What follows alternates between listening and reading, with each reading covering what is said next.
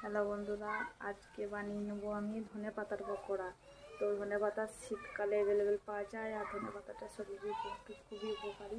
তো এটাকে আমরা চাটনি করে খাই, তরকারিতে দিয়ে খাই, জুস করে অনেকে খায়, অনেকে নানা রকম স্যালাডের সাথে খায়, অনেকে নানা রকম পদ্ধতিতে খেয়ে থাকে। তো ধনে পাতা খাওয়াটা অত্যন্তই শরীরের পক্ষে ভালো। তো আমি আজকে কীভাবে বানিয়ে নিচ্ছি সেটা দেখাবো। তো এখানে আমি ধনে পাতা বেসনের সাথে দিয়েছি কুচি করে, কাঁচা লঙ্কা, কালো জিরে, গোটা জিরে, নুন আর একটু খাবার সোডা দিয়ে ভালো করে মেখে নিয়েছি।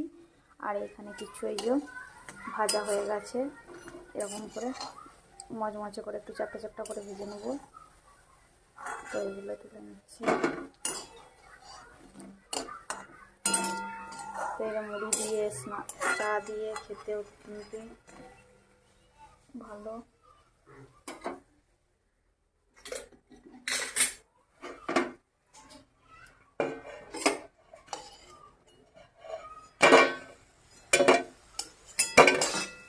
তো আমি তুলে নিলাম।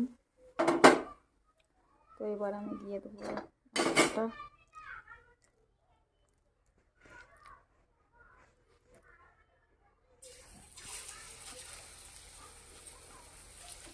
এভাবে দিয়ে দেবো।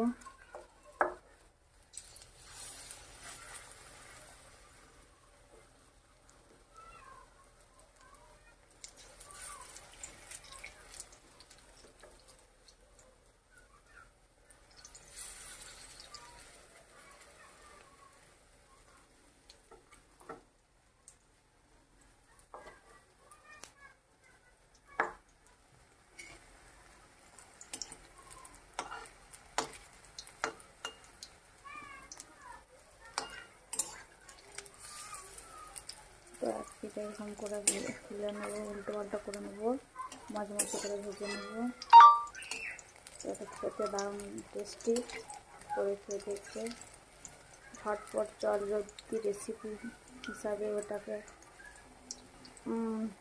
করে নিয়ে তোমার কিছু যদি না রেডি রইলো বাড়িতে, তো এইভাবে ধনে পাতা কেটে কুচিয়ে নিয়ে করে নেওয়া হবে।